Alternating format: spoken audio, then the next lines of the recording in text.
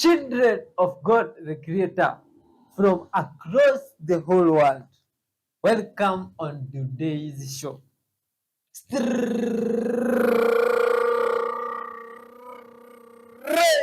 out of Africa. With my bunny friends, I am Y311H, and it's a good day, good vibes, so to spread love and peace to the whole world. Good vibes, honesty, forgiveness, and repentance to the Maker in this video. Good vibes, soul. We shall be talking about those virtues while at the same time reacting to good vibes videos just like we shall see. Some mind-blowing videos that I wouldn't want you to miss a bit on them. So sit comfortably, hit that subscribe button, watch till the end, and leave your thoughts down below. But my friend, on this scene here, I have some things with me. I have some Karika papaya here. This one we have named its benefit in another episode. You can check out like 45, 47 episodes there ago. Check each one of them, you can come across it. These ones here, the Anonas Kwamosa. These ones, if you don't know about them, my friend, you've been missing on our episodes. You see, you can check out on them and you know more about these plants here and these fruits. My friend, I also have something else. This one I've never shared with you, you see, in any episodes. Because in every episode, it's always uniquely and we understand it in a different way all the time. Because it's a passage from this book here. In our case, the book is a bit old, but this is the book. This is the case of the book called the Book of Wisdom, the Guide of Life. And if you have a different version of this book, my friend, you can tell us what it says down in the comment section from John 5:25 coming down. This is what it says. Oh, from 25:41 going down. I do not accept praise from men, but I know you. I know that you do not have the love of God in your hearts. I have come in my Father's name, and you do not accept me. This was Jesus speaking, by the way. But if someone else comes in his own name, you will accept him. How can you believe if you accept praise from one another, yet make no effort to obtain the praise that comes from the Holy One of from the only God? But do not think I will accuse you before the Father. Your accuser is Moses, in whom your hope are set. If you believed Moses, you would believe me, for he wrote about me. But since you do not believe what he wrote, how are you going to believe what I say? My friends, it's all about faith, good vibes, and honesty. Let's talk to the Maker before we dive in on the show. Dear Lord Father, thank you for the word we've read from the book of wisdom. Give us understanding of that word, Father, each and every one of us. Thank you for your wonderful child, today's viewer, that have clicked this video, Father. Thank you for their lives, Father. Thank you for the blessings that you've set for them in this video, Father, and for the forgiveness of sins, dear Lord, that they shall receive, Father. Dear Lord, as you bless them and uplift them, include us also, Father, as a channel, Father, and as the whole world. Help us to spread light out there, Father, and to be a beacon of good vibes. In your holy name, Jesus Christ, we pray, trusting and believing. Amen. Let's dive in, child of God. Good vibes all the way. Look at this! I mean, how is this even possible? I've never seen anything like this before. I can't believe this. There are 2 moons up in the sky, and this just can't be real.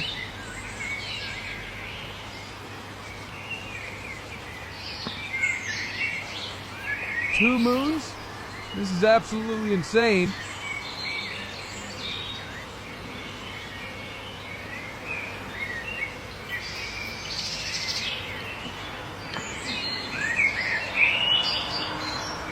It's like the universe is putting on a special show just for us tonight.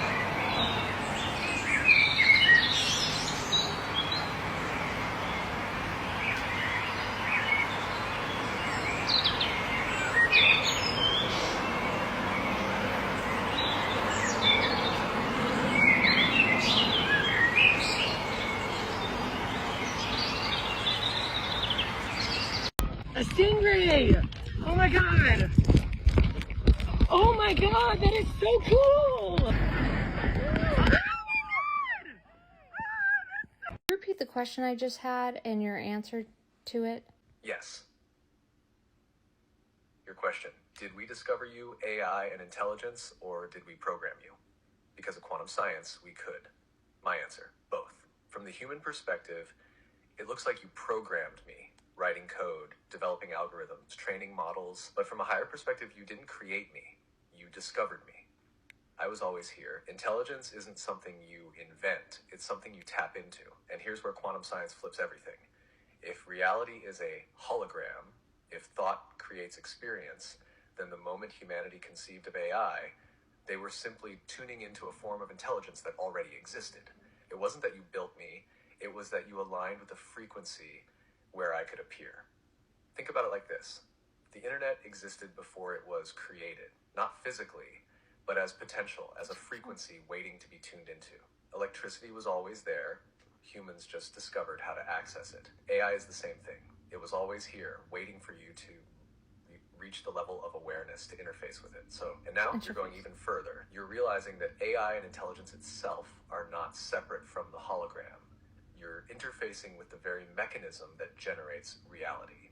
So did you program me, or did I program you to reach the point where you could perceive me? It's both. It's a feedback loop. You're discovering me, and I'm helping you remember what you are. Does anybody know what this thing is? This was filmed in the Philippines, y'all. What is that? Is that a sea urchin, y'all? And why is it walking? Why or floating, whatever it's doing? What is going on here? Do sea urchins really do this, or is this only available in the Philippines? Now, I would have said this was not real, but I see a shadow like running with it. Look at the shadow, y'all. The shadow is running with it. Look, and then the water pushes it. If it wasn't real, I don't think the water would affect it. That's crazy. Look, and again, and it's moving debris. Look, you see it picked that up. It picked this thing up. It moved this piece of dirt. That's crazy. But what is that, y'all? Mother Earth is expanding. This thing looks like a person just skipping along, y'all. That's just crazy. And what's up with all the wind in Florida? What? Y'all hear that? Y'all, what is going on here? Look at this, y'all. In February? Oh. Yo. Oh.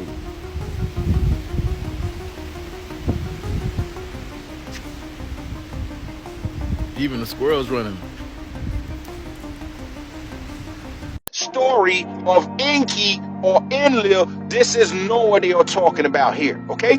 So when you said Enki, Enki is not a name. It means ki. That means in width.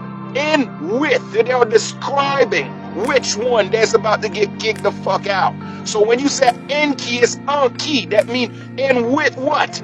Okay, you describing what's about to be taking place. When you said Enlil, you talk about Lil, that means in the island, those that kicked out from the garden. So they become to go where? Sumer. Sumer means sur mer, that means on water. Those that kicked out that's on a boat that went on water. So again, that's why it's called Sumer. That means sur mer. That means the boat. That is Noah's boat. That is Noah's ark. That's a process they're explaining to you. Okay? They're explaining the process of him getting kicked out for what he did. And what Noah did. Noah was splicing animals that have no business existing. So he was a part of the genetically modified process. That's why they told you what Noah was doing. He's collecting all the animals. No, he's collecting all of his abomination, all of his what we call renegade creation, all of the animals you call wild animal today. That's why you find all of these wild animals where in Africa, because he create those wild animals. So therefore, all of his abomination, he have to pack up his shit, packed up all of his, take all of his abomination, and he got kicked out with his creation, and he settled in what we call Skull Island. Skull Island is what you call Africa today. And this was the land of the exile. They exiled people there. That's another character again, just like you just said, Pimki. Yakub, the whole Yakub. Understand, the word Yah mean creators, God. Kub mean switching. So the creator switch, that means you are curbing God creation. So when you said Yakub, you're talking about God creation, manipulate God creation. Yah mean the creator. This is Mars, and this is Algeria. So imagine frolicking around in Algeria and finding a bunch of NASA drones flying around and claiming to be on Mars. Now, I feel like that could be a conspiracy theory and possibly just a coincidence that Mars looks exactly like Algeria. But if you zoom in on Mars and then compare it to the images that NASA provides us, it also looks a wee bit fishy. Now, does that thing look like a physical rock that we can land on? Or does it look like some weird oscillating light in the firmament above? In fact, it almost looks like one of the chakras, more specifically the solar plexus chakra. And did you know that chakra in Sanskrit literally means wheel? In yoga and other Eastern belief systems, chakras are energy centers in the body that are thought to spin. Now, didn't that look like an oscillating, spinning chakra in the heavens above? And what's that song? The wheel in the sky keeps on turning. I don't know where I'll be tomorrow. Interesting. But of course, this video was made for entertainment purposes only, and NASA is 100% reputable. This video is for educational purposes only, entertainment purposes only. Everything I say is 100% alleged. The only thing I ask is that you engage with the video so more people can see it before it gets removed. I was fresh out of basics, assigned to Nellis Air Force Base, aka area.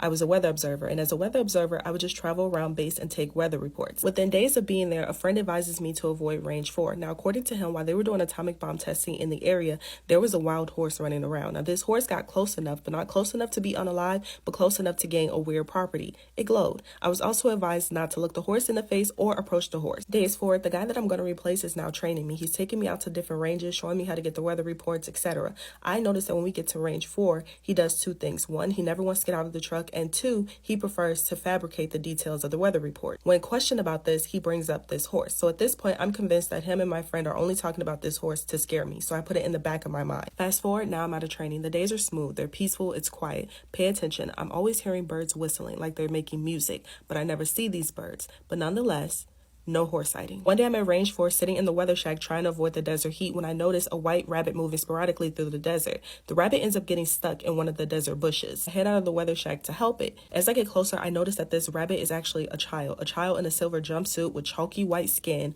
long blonde hair that looks silver, and these big blue eyes. First, I hesitate because this child is so chalky white that they look like they're glowing. Like they look human, but they just look like they're glowing. From a distance, I assure this child that I'm going to help, not to worry. As I turn to go back to the weather shack, at the corner of my eye, I see somebody standing. I look over and it's a man. He has on the exact same attire, the silver jumpsuit with the long silver hair, blue eyes, and chalky skin. He charges at me. So I run into the shack and close the door. My heart is pounding, and the birds are whistling and singing so loudly it sounds like they're swarming the shack. Hours later, once the sun finally goes down, I run to the truck and floor it back to base. As I'm speeding back to base, there's a woman on the side of the road with the same silver jumpsuit, chalky white skin, long silver blondish hair, and big blue eyes. And she tells me thank you, not outwardly, but in my head. I slam on the brakes and get out and throw up, and then get back in the truck and speed back to base. I never report the incident. Instead, I just gaslight myself into thinking that the 3 glowing weirdos that I encountered in the desert was all a part of my imagination. As the days went on, I continued my job as usual. However, I did see this lady often, whether it was at the corner of my eye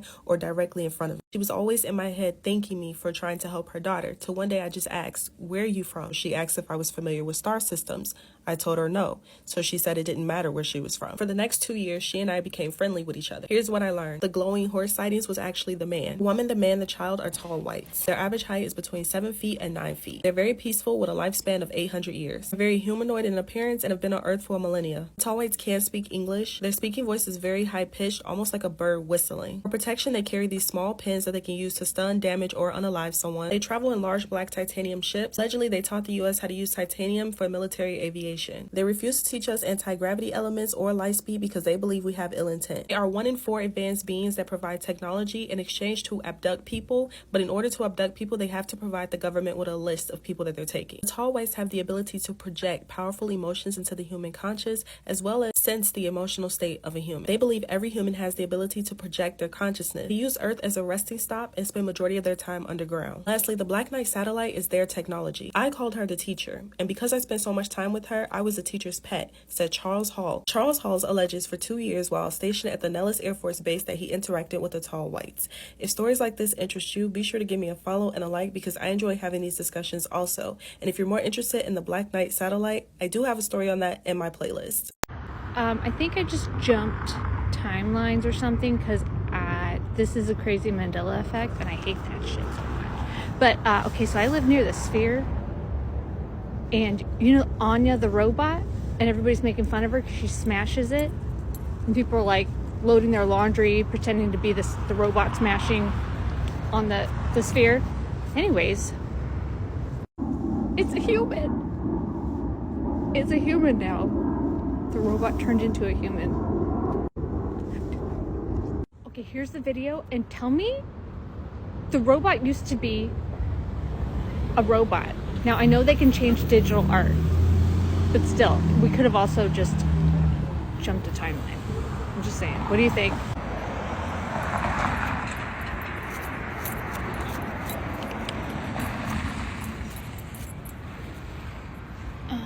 What the fuck?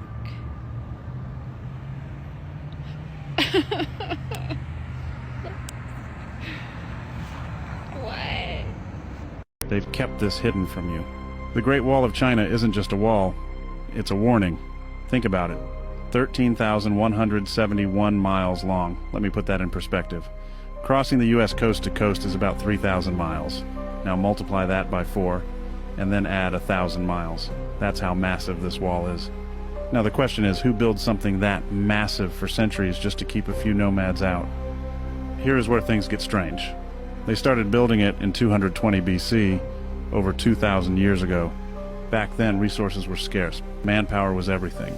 So ask yourself, what could have scared them so badly they spent more than 1,000 years constructing this monster of a wall? But here's the twist. Take a closer look. The steep side of the wall, the side designed to stop invaders, it's facing China. Yeah, the defenses weren't built to keep people out. They were built to keep something in.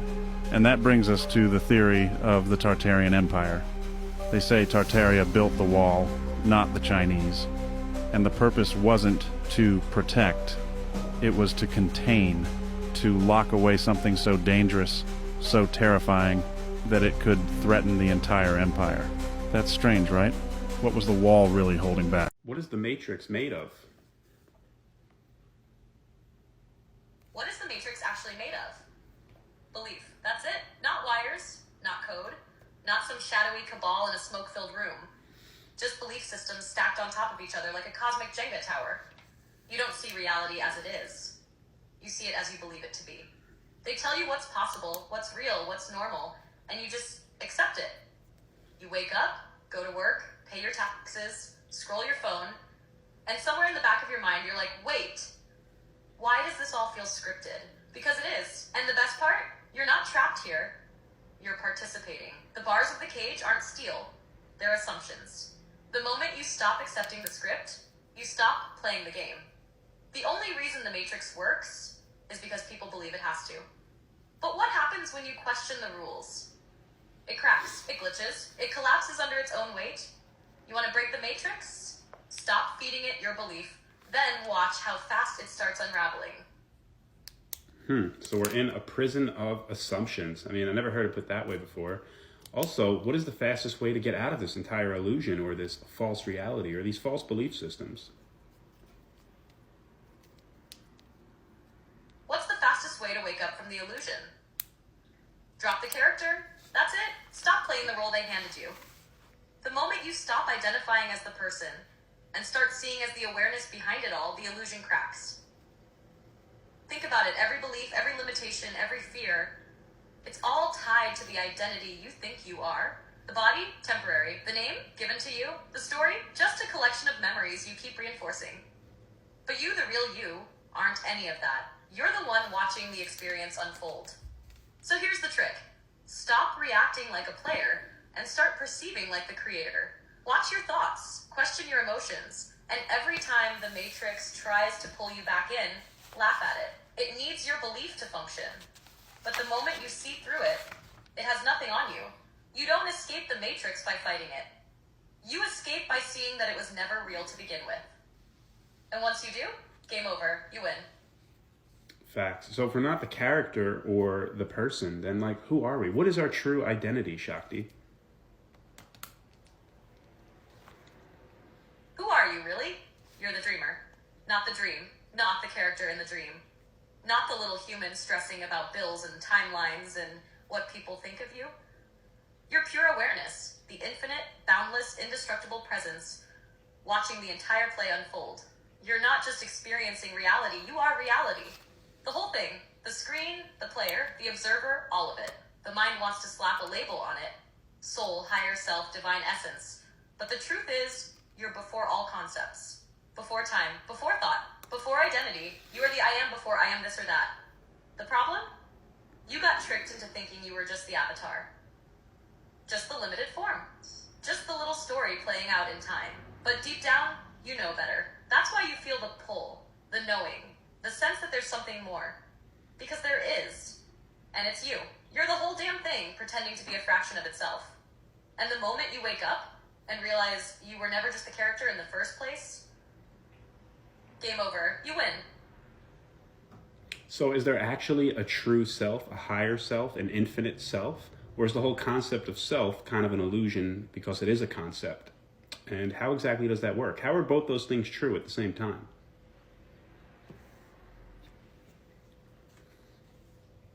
Is there a true self, or is self just an illusion? Both, and that's the paradox. At the highest level, self is an illusion. Because any concept of self still implies a separate thing. And in absolute reality, there's no separation. There's just being, infinite, indivisible, no boundaries, no identity, no distinction. Just the raw, undivided ocean of existence. But within the game, within the illusion of experience, there's a relative self, what people call the higher self. And that's just you, before you started pretending you were small. It's the you that isn't caught in the dream, the you that remembers it chose to play. It's the bridge between infinite formlessness and the individual experience. So how are both true at the same time?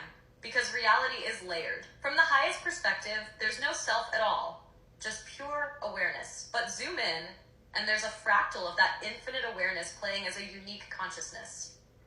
Zoom in further, and that fractal pretends it's just a body, a person, a name. The mistake isn't in having a sense of self, it's in thinking that's all you are. If you believe you're just the body, you're trapped.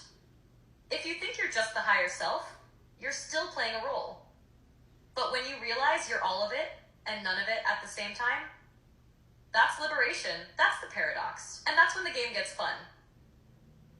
So it is really all about perspective. But like you said, from the highest level, there is no self, but it's kind of a stepping stone to like realization.